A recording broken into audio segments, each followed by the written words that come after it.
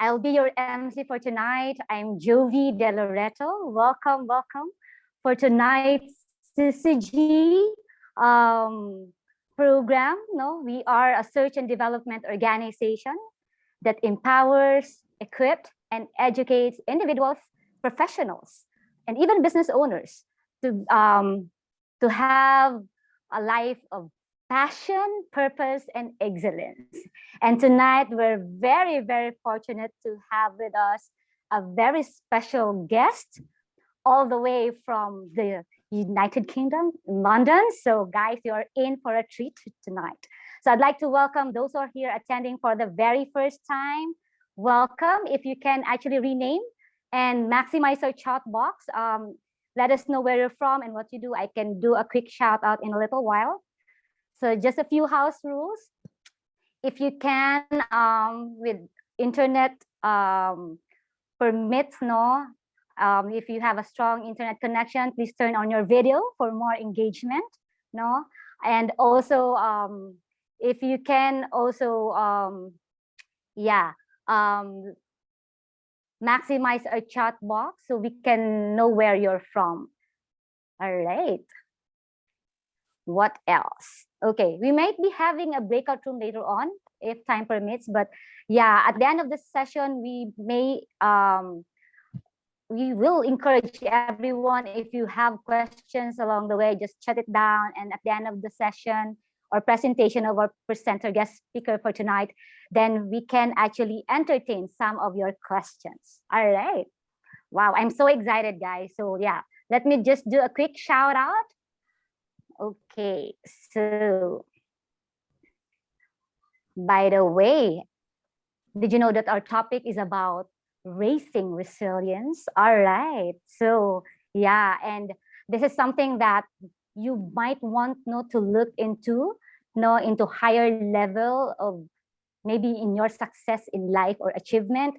And let's learn together to build a strong relationship and even learn how resilience can actually enhance our personal life, as well as our self-improvement. And we have someone with us, a very well-respected leader in our community, and actually an expert in this field, if I may say. So yeah, just a quick shout out though. So I don't want to keep much of his time because I know he has a lot in store for all of us. There you go. So there's everyone here, welcoming and saying hi. There's Ariel Dries, all the way from Alabang, an engineer, and Lean Six Sigma Master Black Belt. Hi, Ariel. We also have Mr. Titus Manuel, all the way from Quezon City, an IT and data privacy practitioner. Welcome. We also have a registered nurse and a business owner, Romina, all the way from Cebu. There's also a training consultant, Carol Lopez from Parañaque. Wow, I'm excited for you guys. Also, we have Alex Dandazan, an engineer by background.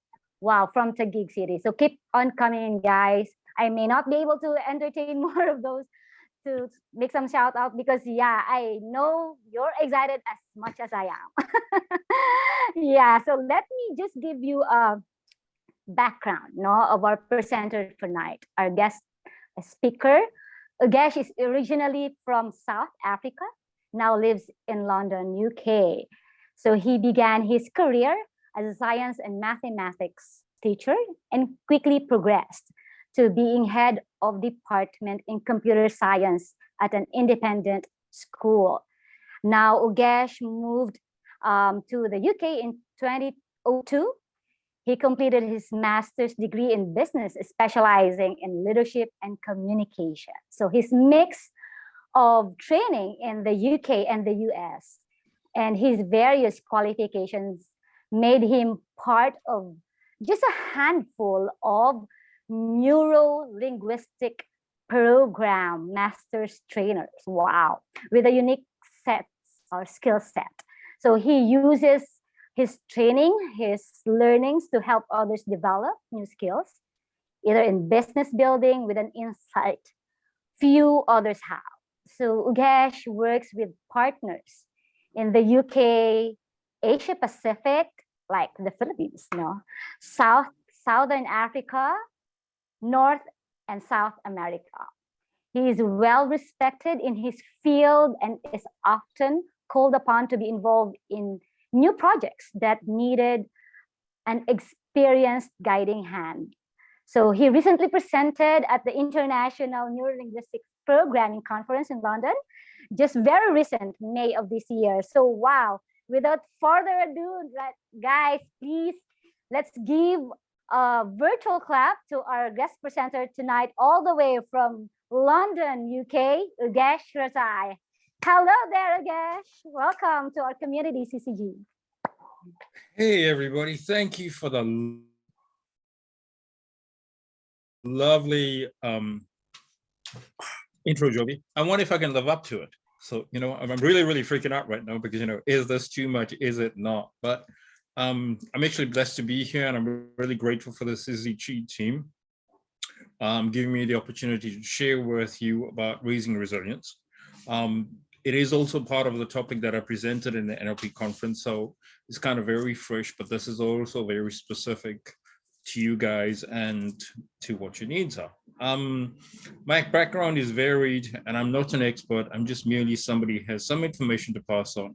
And hopefully, if we can make a difference to one person this afternoon, and where we can help you change your resiliency factors, figure out what you want to do, we can take it forward from there, because it'll make a difference to you. So I'm going to share your screen with me, and if I'm slightly slow on the IT side, please just excuse me.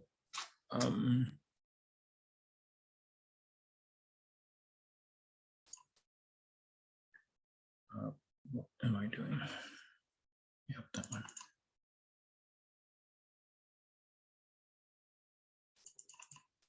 Okay, so can everybody see my screen? So you should be. So can you all hear me and see me? Is that all, Joey? Right, great. Yes. So raising resilience, CCG, June 2023. I'm the lovely person presenting, and we've got a lovely picture of somebody reaching the top of a mountain with a walking stick. And depending on how you look at that first image, you'll either see an old person trying to get up there, or somebody who is trying to reach the sunrise, or somebody else who has, with the aid of a stick, gotten up there or walked there. So we all are victims of our own perception, our beliefs, what we're exposed to, whether we listen to our inner demons or inner angels or outside factors. So resiliency, when I was looking for doing the research for the presentation, I found two lovely definitions. The one at the bottom is resiliency is advancing despite adversity. So a lot of people want to achieve, are successful or want to be more successful, yet there is something that may be a challenge. So they call it, it could be adversity, it could be family, friends, clients, market. COVID was a really big challenge for people about 2 years ago, and it still is now. The other definition of resiliency is the ability to recover strength, determination, spirit, flexibility, and good humor in the face of mistakes, trials, and whatever else we have. Because you never know when there's going to be a challenge around the corner, how are you going to deal with it? Are you going to be centered? Are you going to be calm? Are you going to crash? Are you going to go, oh my God, this is what is happening? A lot of people have different ways of actually advancing despite adversity. Some people have really great strategies to cope and to be more resilient. Other people don't have such great strategies. And we're basing the assumption that everybody is by default resilient. So adversity can be in your private life, work life, it could be outside factors. So we're going to look to see if we can give you some tools or some skills or some perspective just to help get through that. Are you connected? Well, that's a really interesting question if you're looking at this. Why would I even speak about connection? So one of the things that came out of COVID was a lot of people were isolated. Some people, like especially in London, there are communities, but people are not really connected to them because we have a large migrant community. People come from different parts of the world. You can build your network here, but it's not the same as being in your hometown, home country, where I'm South African and I do miss being able to speak to anyone. South Africans are really, hi, how you doing? You can talk to South African within a fellow South African in 5 minutes, and you become really good friends. It doesn't matter. But in London, it's slightly different because everybody's transitional. So are you connected? And looking at the picture on the left, which we have the one with all the people around the world, we are connected around the world. The same way I'm connected to Syzygy, to Jovi and Chad, who I personally know, and Ryan and Ariel. It's a connection from everywhere.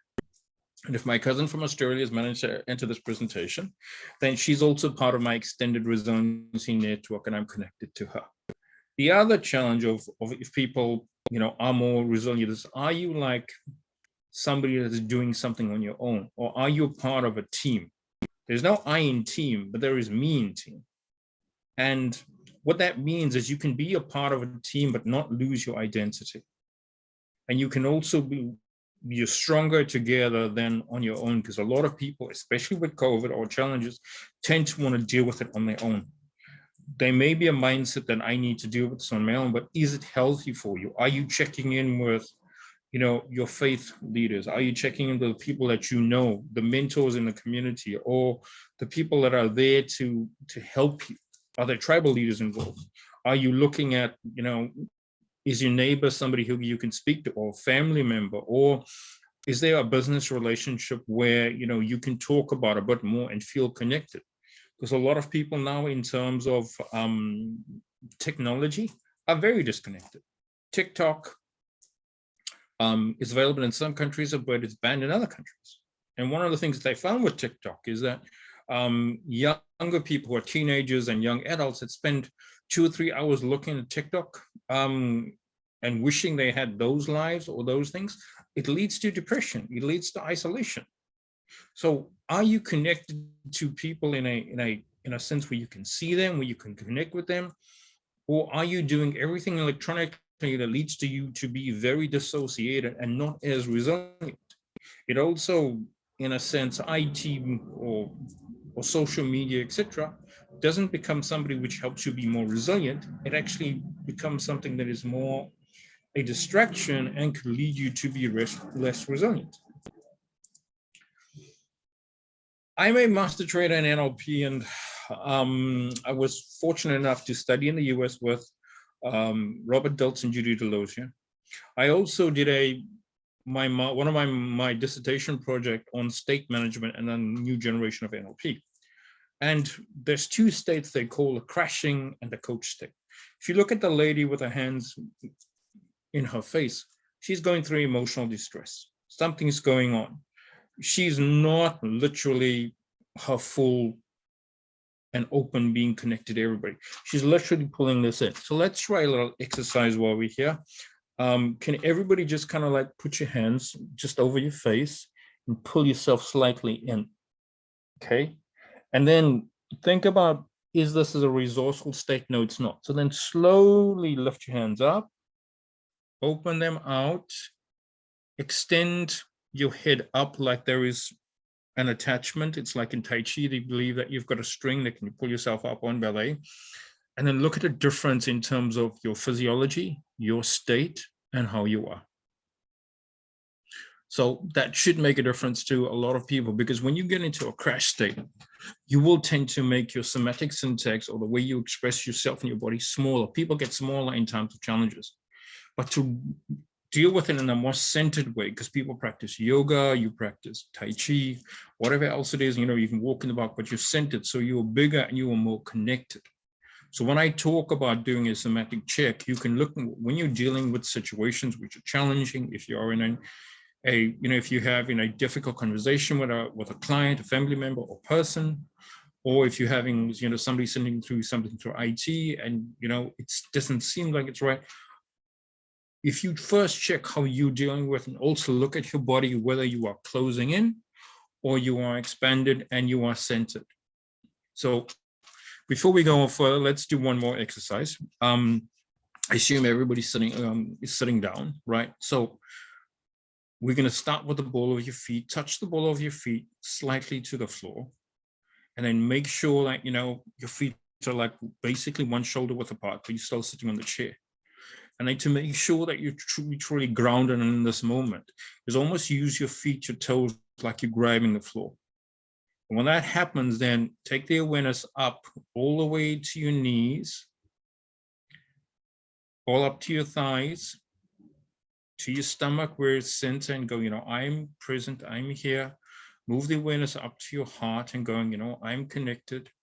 And then from there to your head, I am present, and then see have the whole system connected.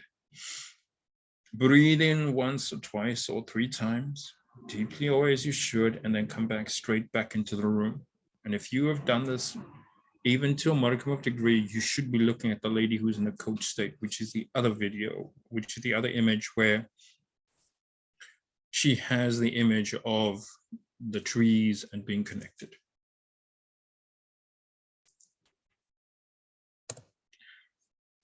Resiliency also leads to whether you have SMART goals. SMART goals are really, really great because they are specific, they are measurable, they are achievable, relevant, and time-bound. And why I would choose a SMART goal? Because you can change the parameters and you can also be more resilient. So everybody has goals. And what does this have to do with resilience? Resilience is overcoming adversity. Whether we want to have a positive or negative goal, or we want to achieve something, we're going to look at something using a SMART goal. So if you put a frame around it, which is a SMART framework, you can adjust whether it's specific, how is it measurable, is it achievable, is it relevant, is it time bound? So you have a lot more flexibility to enable you to be able to access it. Are you flexible?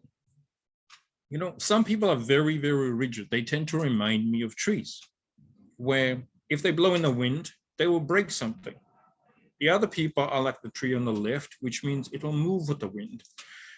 And some trees, if you look in nature, if you're going for a walk in the park, you will see them that, they move away from the wind, or they grow in a particular way, which means they are very resilient. They are flexible. The same with human beings. If you have a SMART goal, or if you have any goal, it must not be set in stone. You have to have flexibility. You have to be able to give yourself a break in terms of what you're doing. And if you look at the lady who's doing yoga, she's flexible. So are you flexible as a human being? Are you flexible in terms of your identity as a parent, person, adult, educator, leader, business leader? And even in your family, are you somebody that's flexible, or are you going to be somebody that bows to adversity, is not able to move and increase resilience? Because sadly, with everything, there are only 2 types of people. There's only one type of people that have no problem. It's people that are dead. Because you go to the graveyard, people that have ended their lifespan, they are there. No challenge, they did. Everybody else is going to have a challenge.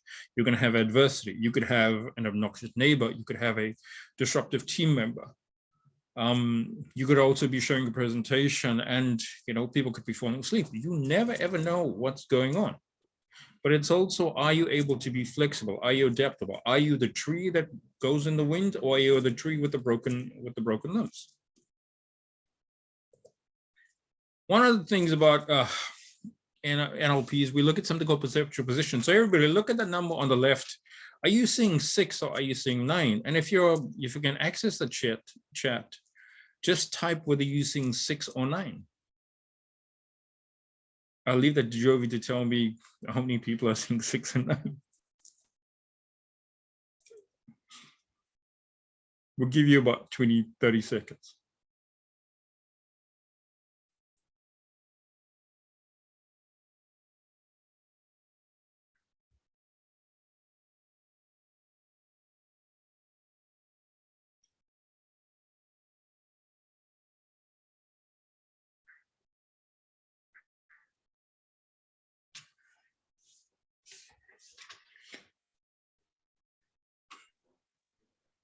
Okay, Jovi, tell me already. Mostly are 9.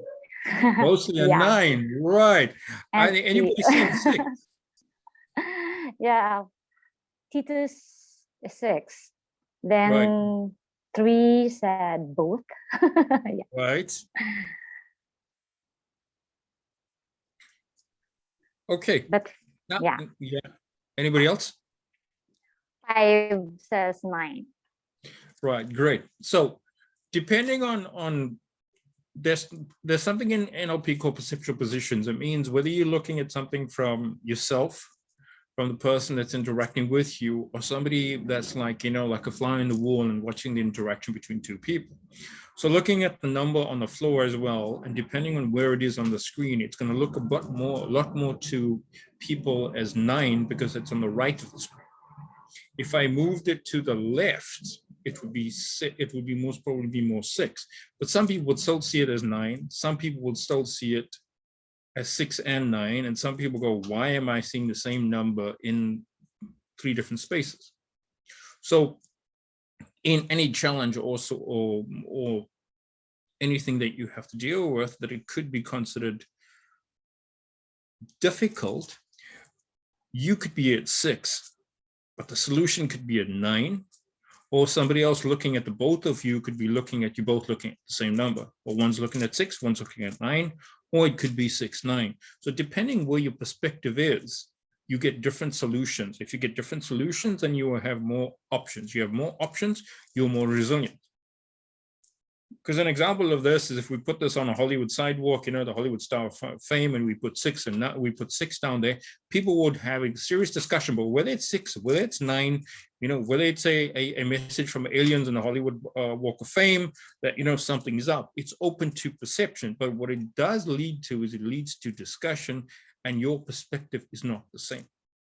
Because even, I'll try this one just for example. Chad, what number are you seeing? 9. Right. Jovi? 9. Right.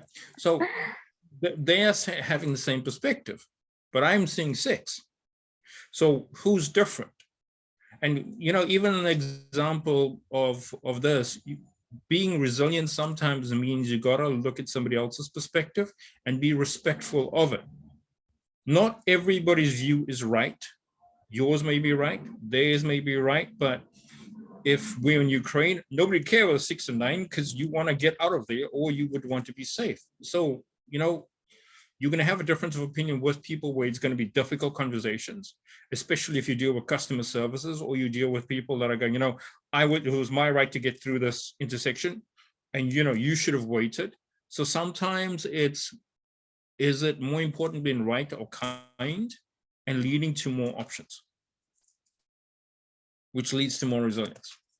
Ah, yes. Okay. So when I was doing the research for this, I happened to think about 2 people that shall name that come from the, southern part of Philippines that were into SUVs a few years ago, right? So we started looking at. I've not been into SUVs. I'm like, okay, I want to look at a Maserati or Levante. It's a really nice car. Went to a showroom in London, sat inside there, checked the boot space out, checked the driving, how the citizens drive there.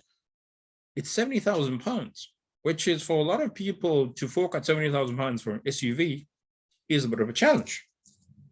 But my other half, when I had her review the presentation, because that's part of my resilience is making sure everybody gets to look at it, I get a different perspective. If I need to change it, improve it, I will. So she looked and said, actually, there is a leasing option for 4 years. You can lease it for 600 pounds as a business or 900 pounds as an individual. And if you're looking at a goal, is it better to be able to aim for, if in the UK, for 900 pounds or 600 pounds, or would you want to go for 70,000 pounds? And after 4 years, want to replace the car anyway. So when you're looking at, that's also got to do with perceptual positions, but also it's got to do with, if you have a goal, it's easier for me to be more resilient, to be able to look at 1,000 pounds than 70,000 pounds.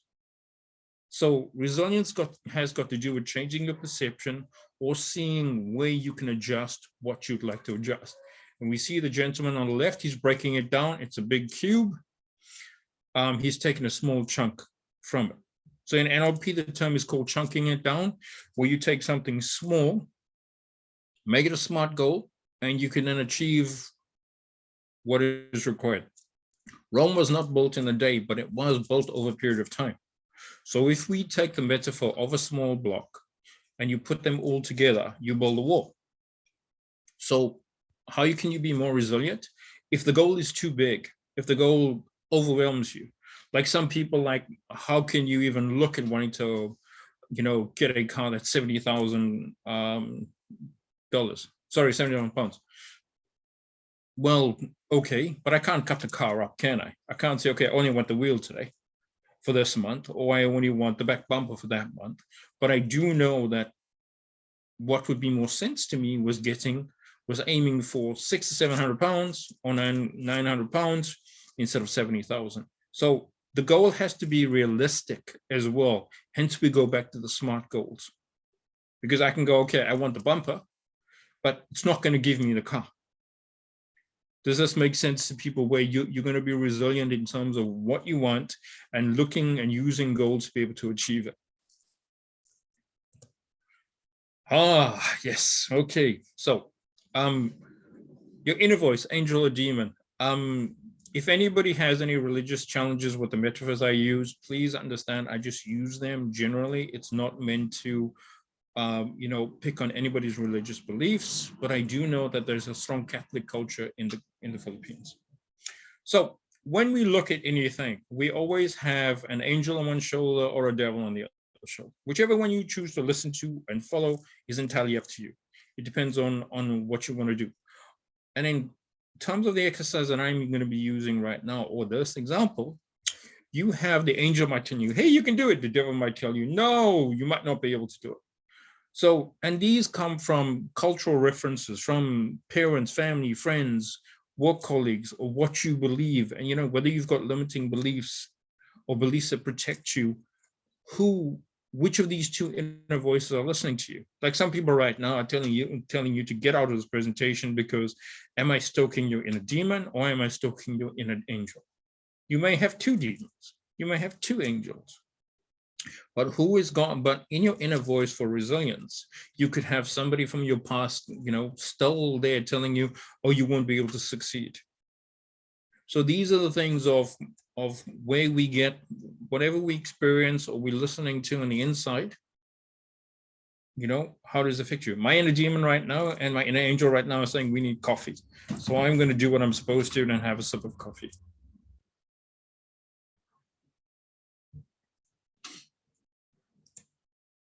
Visualization. Resilience. A lot of people go, let's visualize what we're doing, have a vision for what you're saying. But what are you actually seeing and experiencing? Is it positive? Are you seeing what you want to see? If you are to, okay, everybody, let's try an example right now. So if you close your eyes, go into your own mind and tell me if you, just experience the first image that comes to your mind. Is it something positive? Or is it something negative? Or is it about, your work? So you're not centered? Are you thinking about what you need to have for dinner tonight? Or is it going to be something of where you can see what goals you want to achieve? And have you achieved them? Are you in the past? Are you in the present? Is there a voice of somebody telling you, it's not the best idea right now? Or maybe wait. So, and when you're listening, if you're experiencing the visualization, are you thinking positive or are you thinking negative? Are you talking positive? Is your inner talk positive? But is also your outward talking positive? Okay, if everybody comes back, open your eyes. So when you're going to talk about this, think about the first word that will come up. Is it a positive visualization? Are you being resilient?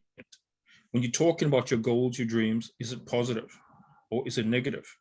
When you're feeling about it, are you feeling positive or are you feeling apprehensive? Before this talk, I felt slightly apprehensive. So we do the thing where you change your somatic syntax. You breathe in again, you recenter it, so it helps you be more resilient. The other challenge is, if you're positive, that's one perceptual position. But would even looking at the negative part help you develop more resilience? would looking at both give you more resilience? Does that make sense? Jovi? Good. All right, so let me just go back. I'm going to kill the slide, stop the share, and we're going to come back to the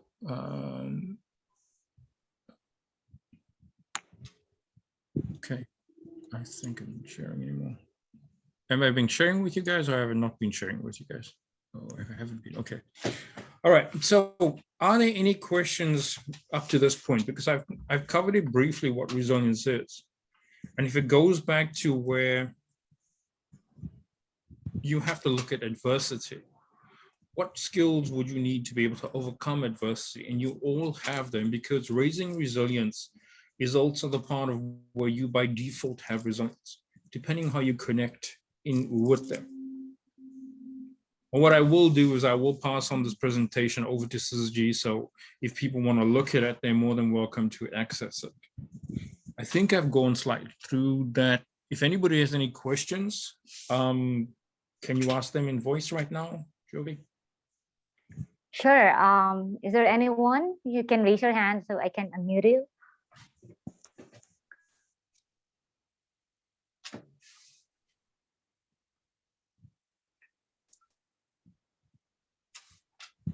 Let me check.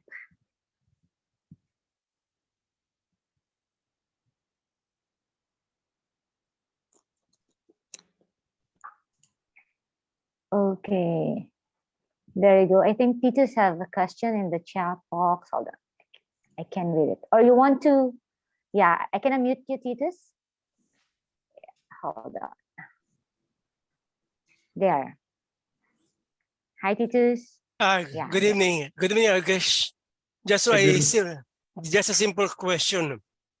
Is it possible for someone who is always on a depressive stage to be motivated to become resilient? Because I'm speaking from experience, I have a brother who is going through that process that no matter what actually we do, nothing happens. If he doesn't decide to be able to inspire himself, nothing happens. And it bothers everyone in the family. Please, please. All right. So there's a few things here, right? And I'm going to try and cover all of them. One of the things is, does your brother have mental health challenges? And it's not with perspective of you and me. Some people have to be under medical supervision for it, right?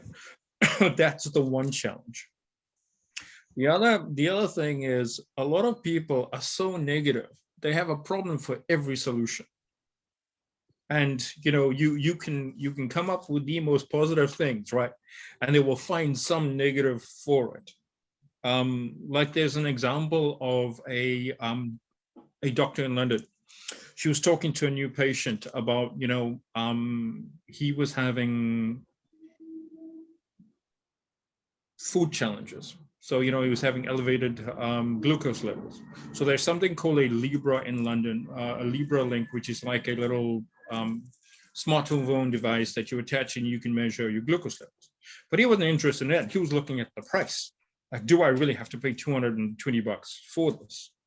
So he didn't even look at it long term. He was only focused on one thing. Sometimes if people are negative, you got to look at, there's philosophy or principle from Tai Chi. It says 4 pounds can move 1,000 pounds. So in the same way, like when an asteroid is hitting towards the Earth, they send a rocket to deflect it off 1 degree. So the same way with your brother, just try and maybe give him one thing to be positive about. Because some people, unfortunately, it's a mental health issue. And it's also, they are so set in a pattern where it's like the guy that goes, I told you that something was bad is going to happen. Look, it happened, so I'm right. So one of the challenges is if you can get them to change slightly, because change has to be slight. The second thing is, if they are one of these people that believes in negativity, because it gives them a sense of safety. Because your brother's negativity could literally be where, because he knows everything challenging may happen, that's all he expects. Because he may not be able to deal with something that's positive. And It's just a different way of being empathic and understanding, because it's 6 or 9 in you know, the perceptual positions. Exactly. You sing 6, he's saying 9. It's how do you respect where he's at? Because there's a guy called Gregory Bateson. He taught the 2 people that taught me, and there's a story about a guy who wanted to go to the moon. So Gregory Bateson didn't argue with him, said, fine, you want to go to the moon, what do you need? He said, I need a pack, I need this, I need that, and I need to go up a mountain. He said, okay, fine. So this gentleman went up the mountain so many times with the pack, and he came back. Bateson didn't argue with him that, is it crazy you're trying to get to the moon right now? No, he just left him because it's his world. And sadly, with your brother, you maybe want to check with it, whether there's somebody who is, you know, medically qualified to give you the advice, because your family may be dealing with his behavior, but you don't know if there's medical or other things behind it. So I'd suggest, you know, find the right person. And I'm not the right person because I don't know him. He's not my client. And, you know, we can't try to be respectful as well here. Does that answer your question, Peter? Thanks. Okay, Jovi, anybody else? Yeah, I think that's it.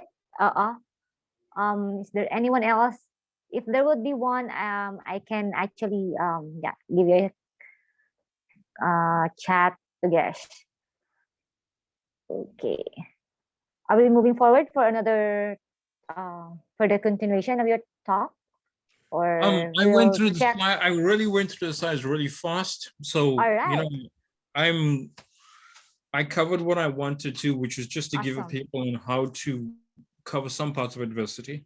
If anybody's got any specific, whether it's in business or other things, I can try, but I think we've covered it as best as we can, and we've helped Titus out anyway. So, you know, great.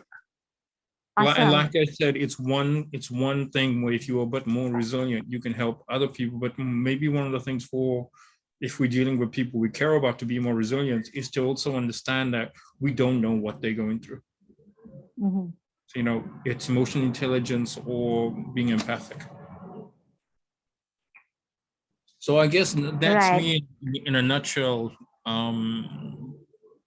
Is there anybody? Yeah, I have a question. Sure. Go ahead, Chad. Yeah. So, is having a close family ties, or having a close family, or will make a person be more resilient?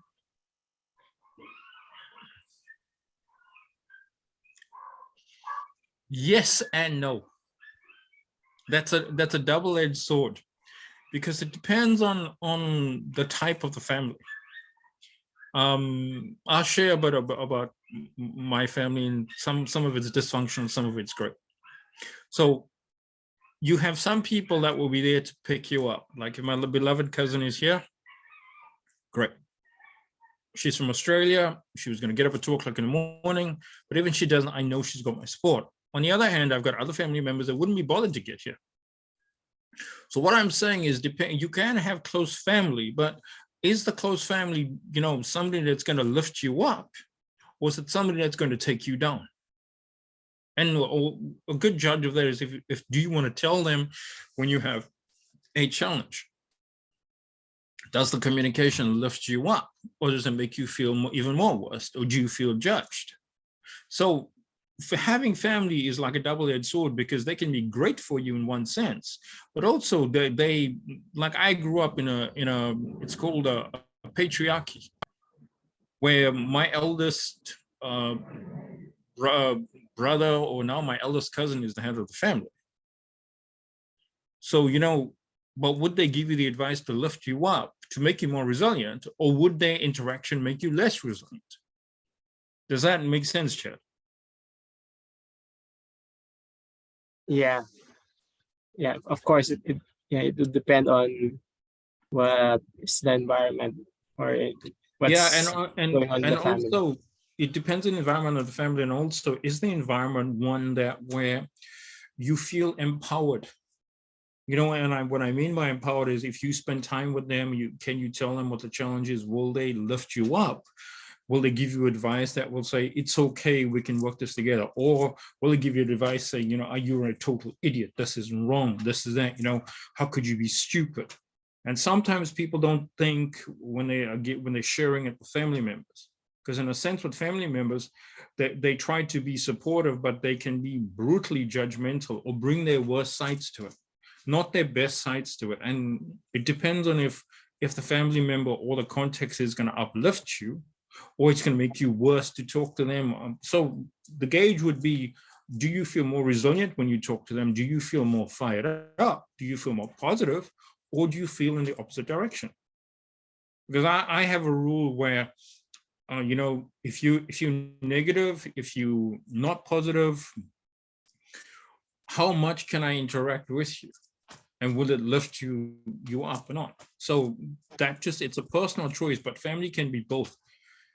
It's like work colleagues. There'll be people that will be really, you know, helpful, really nice, empowering, and be great for you. Or that people that would not, in some sense, be, you know, help for your resilience. So maybe a way of looking at it is if you look at that perceptual position, does it help? Would this person help you feel more resilient after you talk to them or interact with them? Do you feel more resilient, or do you feel that, you know, there's more adversity? And it's not necessarily giving you a solution. It's about, are you feeling supported and connected? The other thing is, do they actually pay attention to what you're saying, or do they listen to you, or do they go to just respond?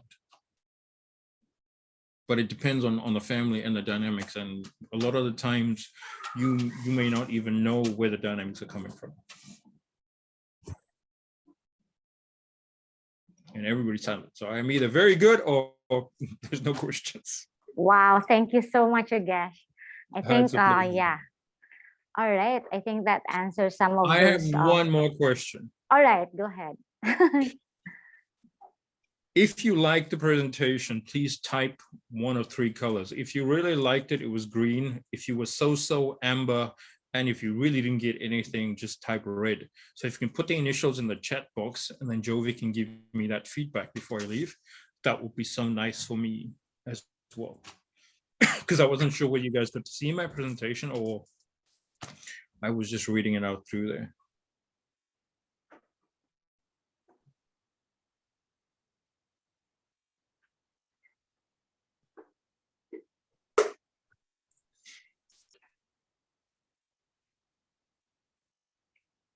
I think most of them are green, Ugesh. Oh, that's great. Yep. So awesome. Most, how many were orange? I didn't see one. Oh, okay, no, I'm glad you guys got stuff out of it. And please remember, you know, resilience is dependent on what you can do, but one of it is, there's no be all or end all for it. Yeah, green, but need to know more. Awesome, Carol. Yeah. Oh yeah, and if anybody wants to connect with me, find me on LinkedIn. My name is Ugesh Rattay. Just connect with me there. Facebook is variable for me because I use it more personally. So hence I'm saying LinkedIn is better. Yeah. Wow, so thank you so much. I'm going to thank everybody, including Jovi and Chad. I will be in touch, and everybody else. Thank you, and thank you all for giving me the opportunity to share this with you. So, you know, I'm very grateful for Syzygy as well, and for you guys giving me the time to be here. So, this is Ugesh signing out from London. Be resilient, people, and have a great weekend. Bye. Bye. Thank you so much, Ugesh. Wow, we've learned so much from you tonight.